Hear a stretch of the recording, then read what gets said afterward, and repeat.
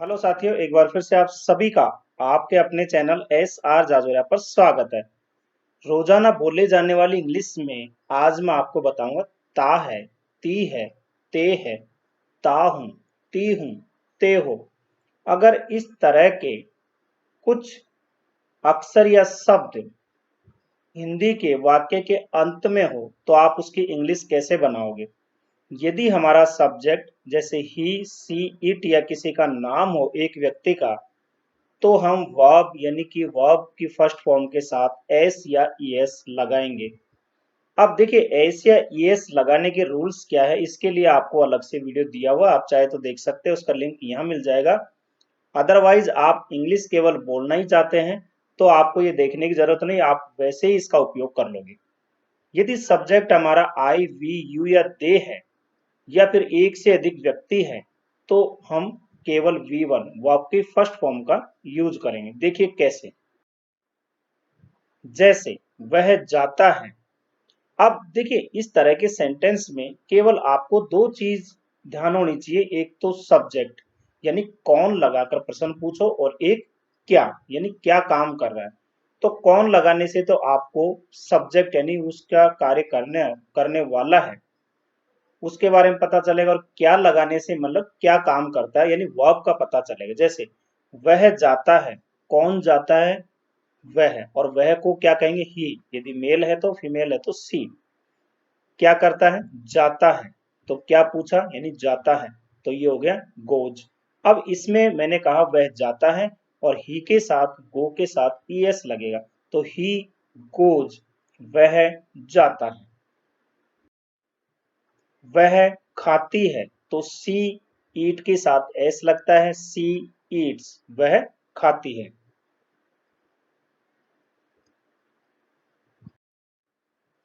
रवि खेलता है, रवि किसी एक लड़के का नाम है तो रवि प्लेज, प्ले के साथ एस लगता है, रवि प्लेज, रवि खेलता है। मैं पढ़ता हूँ, आई रीड, आई के साथ रीड, और आई के साथ एस या ईएस नहीं लगता, ये अभी मैंने बताया थोड़ी देर पहले। तुम दौड़ते हो, यू के साथ भी नहीं लगेगा, तो यू रन, तुम दौड़ते हो। तुम खेलते हो, यू प्ले, तुम सोते हो, यू स्लीप। ठीक है, इस तरह से तुम लिखते हो, यू राइट। हम खाते हैं, वी ईट, हम सोते हैं, वी स्लीप, हम पढ़ते हैं, वी रीड, हम पीते हैं, वी ड्रिंक। वे दिन भर काम करते हैं, दे के साथ भी एस या एस नहीं लगता, तो दे वर्क यानी काम करना, दिन भर ऑल डे, तो दे वर्क ऑल डे, वे दिन भर काम करते हैं।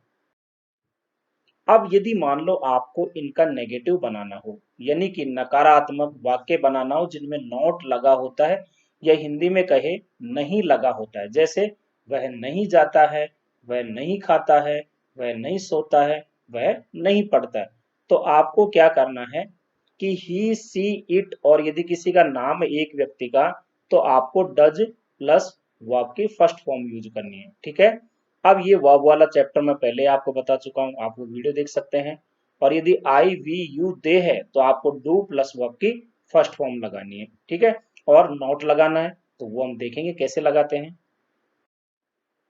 मैं नहीं खाता हूं, अगर ये ऐसे होता मैं खाता हूं तो आप क्या लिखते, आई ईट, लेकिन मैं नहीं, नहीं भी आ गया तो आई के साथ डू और फिर नॉट, तो I do not eat, I do not eat.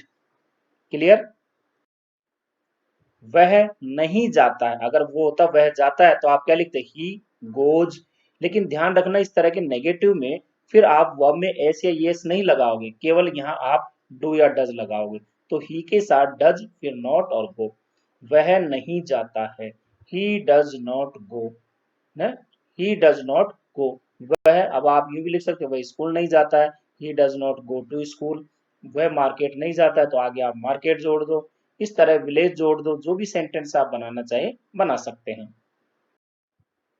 रानी नहीं खेलती, अगर होता रानी खेलती है तो रानी प्लेज होता, लेकिन अब क्या है, एक है, तो रानी के साथ डज फिर नॉट और प्ले।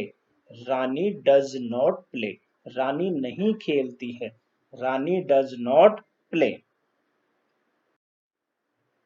मेरी गाय दूध नहीं देती है। मेरी गाय, एक गाय की बात हो रही है तो माई काउ, इसके साथ डज का यूज करो क्योंकि एक काउ की बात है। फिर नॉट और देना गिव मिल्क, तो my cow does not give milk, मेरी गाय दूध नहीं देती है। अब आप इसको समझो, मेरी गायें दूध नहीं देती है, एक से ज्यादा गाय की बात है, तो माई काउज लिखोगे आप, यहाँ तो एस आ जाएगा। अब यहाँ जब एक से ज्यादा है तो आप डू का यूज करते हो, है ना। फिर नॉट और गिव मिल्क, एक है तो हमने यहाँ डज का यूज किया और यहाँ डू का, तो माई काउ यहाँ पे हो जाएगा my cows does, sorry, do not give milk, मेरी गाय दूध नहीं देती है। जबकि यहाँ क्या था, एक गाय थी, तो यहाँ डज नॉट का यूज होगा और यहाँ एक से अधिक है तो डू नॉट का यूज होगा। अब इंट्रोगेटिव देख लें, यानी इंट्रोगेटिव क्या होते हैं, प्रश्नवाचक, जिनमें प्रश्न किया जाता है। जैसे आप लगा के पूछते हो, क्या वह पढ़ता है, क्या वह गांव जाता है, क्या वह खाता है, क्या वह सोता है। इस तरह के में क्या होगा आपको कि यहाँ ही ई सी इट किसी का नाम है तो डज, फिर सब्जेक्ट आ जाएगा और वर्ब की फर्स्ट फॉर्म, और अगर ये है तो डू, फिर सब्जेक्ट और वर्ब की फर्स्ट फॉर्म। जैसे आई वी यू दे है तो डू लगाओगे, फिर सब्जेक्ट और वर्ब की फर्स्ट फॉर्म। कहने का मतलब इस तरह के वाक्यों में डू और डज का हमको पहले रखना है, उसके बाद सब्जेक्ट और फिर वर्ब की फर्स्ट फॉर्म आएगी। क्लियर है, अगर प्रश्न किया जा रहा है तो। क्लियर हो गई, देखिए कैसे। क्या रानी खेलती है, तो देखिए पहले ये समझो आप, रानी है, एक लड़की का नाम है रानी, और आपने हमने कहा किसी का नाम है तो उसके पहले डज आएगा, तो डज आ गया, डज रानी और फिर प्ले और फिर क्वेश्चन मार्क। क्या रानी खेलती है, देखिए कितना सिंपल हो गया आपके लिए, कितना आसान हो गया सेंटेंस। ऐसे आप बहुत सारे बना सकते हो, क्या रानी सोती है, क्या रानी खाती है, क्या रानी मोबाइल चलाती है। तो इस तरह के सेंटेंस जो है, क्या रानी बाजार जाती है, क्या रानी स्कूल जाती है, आप बहुत सारे बना सकते हो। क्या तुम गाते हो, तुम है, यू आएगा और यू के पहले क्या आएगा, डू, तो आप लगा दो डू यू सिंग, गाने को क्या बोलते हैं, सिंग।